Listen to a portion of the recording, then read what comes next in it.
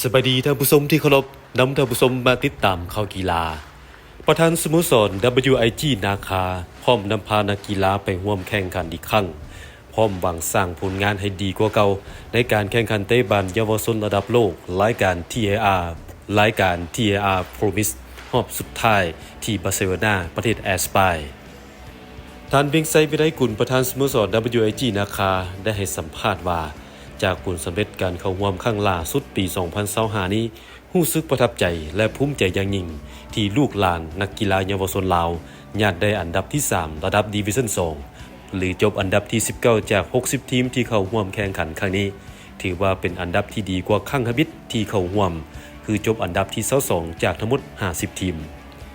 การเข้าร่วมครั้งนี้คณะและนักกีฬาทุกคนได้ประสบการณ์ในบทเรียนอันล้ำค่าที่สุดเพื่อนำมาปรับปรุงยกระดับและพัฒนาตนเองต่อไปซึ่งสโมสรพร้อมจะเข้าร่วมอีกครั้งในปีต่อไปและหวังสร้างผลงานให้ดีกว่าเก่าโดยประธานสโมสรตั้งเป้าหมายต่อไปจะพยายามให้ติดอันดับ1ใน8เขากับตั้งเป้าหมายไว้กับฝึกซ้อมกันพอสมควรไปแข่งสุดนี้นี่ก็เป็นว่าได้บทเรียนหลายที่สุดที่ว่าได้คิดอีกว่าเฮาไปเทื่อที่1เฮาคิดแบบที่เฮาไปเทื่อที่2ตอนนี้เฮาต้องคิดใหม่ว่าการพัฒนาของเขาเจ้านี้มันจากเฮาคิดว่าเขาเจ้าสิคือเก่าสิมันเขาเจ้าเหนือกว่าเก่าอีกดังนั้นน่ะการที่เฮาไปแข่งครั้งนี้เทื่อนี้นี่เฮาได้มาอยู่จุดนี้นี่ก็เป็นความภูมิใจที่สุดที่ว่าทางครูฝึกทางนักกีฬาเอาใจใส่แล้วก็เฮ็ดได้ถึงขนาดนี้เขาก็มาเห็นแต่ละทีมที่เข้ามาแข่งในรายการนี้นี่เขาต้องยอมรับเลยว่าเขานี่ยังต้องได้พัฒนาเพิ่มขึ้นอีกที่มาปรับปรุงต่อแต่ยังบ่ยอมอย่างสิไปอีกเทื่อนึงเขาบ่ได้ว่างเอาแชมป์ข้าพเจ้าข้อว่าให้ได้ติดอันดับ8ครั้งหนึ่งเด็กน้อยลาวเขาเนี่ยพอใจแล้วมีความภูมิใจแล้วว่าเขาก็ยังอยู่อันดับ19เป็นอันดับที่ว่าเข้าอย่างที่อาจจะเสริญเขาต่อได้อยู่เพราะว่าเขาลงบุรุษอันดับ30เถอะหลายๆบ่ได้คันบ่ได้ช่วยบ่ฝากเท่านี้แต่ว่าก็จะติดอันดับดีอยู่ขณะที่ท่านสอนวิไลศรีหาบงในนามครูฝึกของกองทัพพญานาคน้อย WIG นาคาได้ให้ทัศนาว่าการเข้าร่วมแข่งขันครั้งนี้เป็นโอกาสที่หาได้ยากของนักเตะเยาวชนลาวที่จะได้ทดสอบความสามารถและเก็บเกี่ยวบทเรียนประสบการณ์ที่ดีแบบนี้พร้อมขอบใจทุกภาคส่วนที่ให้การสนับสนุนเวทีต่อไปของ WIG นาคาคือรุ่นอายุ13 ปีจะไปแข่งขันอยู่ประเทศโปรตุเกสหรือโปรตุเกสขอฝากให้กองเชียร์ติดตามนำกันเติมเขาไปสเปนทุกเทื่อเขาได้บุญเฮียนอันล้ำค่าเลยเขาได้รู้ว่าเตะบ้านที่แท้จริงว่ามันเป็นจังได๋เขาอาจจะไปแบบเกาหลีญี่ปุ่นไปจีนมาเขาได้แชมป์มาเขาขึ้นมาเขาเก่งแล้วแต่ไปสเปนเนี่ยความคิดเขาต่างเลยเนาะฉะนั้นแล้วข้าพเจ้าว่าไปครั้งนี้เขาได้บทเรียนหลายจากทีมชั้นนำบ่ว่าจะเป็นทีมแบบบาร์เซโลนาที่หาแชมป์เก่าแล้วมาได้แชมป์อีกฉะนั้นแล้วถ้าเขาอยากเก่งเขาก็ต้องเตะคนให้เก่งเพื่อเขาจะได้บทเรียนและไปพัฒนาข้าพเจ้าก็เชื่อว่าน้องๆจะได้บทเรียนครั้งนี้หลายเนี่ยเขาก็จะเอานำบทเรียนเนาะจะเอาวิดีโอที่เขาแข่งกับแต่ละทีมโดยเฉพาะบาร์เซโลนาให้แต่ละโค้ชเขานี่มาเบิ่งว่าเป็นหยังเขาคือเก่งย้อนหยังสาเหตุเนี่ยเขาจึงมาเบิ่งแล้วเขาจึงเอามาพัฒนาน้องๆเพื่อให้ก้าวไประดับสากลเนาะและเขายังมี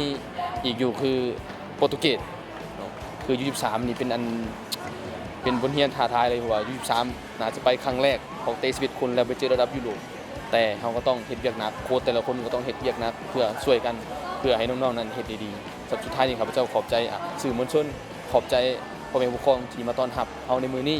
ไปแข่งขันครั้งนี้ก็บอดีปานใดและยุโรปเขาเจ้ายอมรับว่าเขาเจ้าเก่งโตเท่ากันแต่ว่าเขาเจ้าเก่งเขาเจ้าคิดไวเขาจะไวก่อนเนาะแม่นประทับใจได้บทเรียนจากพวกยุโรปมานักเตะเก่งๆได้รับรู้กับเขาเจ้ามาคันน้อยก็สิตั้งใจฝึกซ้อมแล้วก็ตั้งใจใส่ใจแล้วก็ใส่ใจหนักขึ้นขอบใจแฟนบ้านที่ติดตามฝากสมฝากเชียร์ทุกหลานพวกหลาน จนมาฮอดมื้อนี้แล้วก็อยากขอบใจกองเชียร์ที่เชียร์พวกหลาน WIG นาคาเป็นหนึ่งเดียวจากลาวที่เข้าร่วมงานครั้งนี้เป็นปีที่ 2 ติดต่อกัน ปีผ่านมาได้เข้าร่วมในฐานะทีมแซมรอบคัดเลือกของทวีปอาซีส่วนปีนี้ได้ถูกเชิญเข้าร่วมผลงานของ WIG นาคาบ่ธรรมดารอบแบ่งกลุ่ม A แข่ง4นัดชนะ2เสมอ1เสีย1เสียให้แอตเลติโกมาดริดเต็ง1ของกลุ่ม 0-4 เสมอกับแอตเลติกเซอร์เกอีก1ทีมจากเจ้าภาพ 1-1 ชนะยูดีตราเดลจากเจ้าภาพอีก1ทีม12-0 และมาชนะเลโซเวียเซซอฟจากโปโลย6-0 มี7คะแนนยิงได้19ประตูเสีย5ประตูได้อันดับที่ 2 ของกลุ่มแต่บ่ติดอันดับที่ 2 ดีสุด 4 ทีมจาก 12 กลุ่มตกรอบแบ่งกลุ่มอย่างน่าเสียดายแต่ WIG นะคะยังได้ไปแข่งระดับดิวิชั่น 2 เพื่อจัดอันดับ 17-24 หรือเข้ารอบ 8 ทีมสิงอันดับที่ 1 ของดิวิชั่น 2 ซึ่งผลงานของกองทัพนาคาน้อยจากลาวชนะ2เสีย1รอบ 8 ทีมระดับดิวิชั่น 2 เอาชนะ CE แมนเรซาจากเจ้าภาพ 1-0 แต่มาในรอบ 4 ทีมเสียให้ลิโซเวียเซซอฟจากโปโลยที่เคยพบกันในการอุ่นเครื่องผ่านมา 0-1 จากนั้นไปซิงที่ 3 เอาชนะ CE ยูโรปาทีมจากเจ้าภาพ7-1 ได้อันดับที่ 3 ของดิวิชั่น 2 หรือจบอันดับที่ 19 จาก 60 ทีมที่เข้าร่วมงานครั้งนี้ส่วนแซมเป็นของบาร์เซโลนาเจ้าภาพเอาชนะเซบีญ่าจากชาติเดียวกันป้องกันแซมได้สำเร็จและเพิ่มสถิติเป็นแซมสูงสุดสมัยที่ 5 เป็นประตูทาน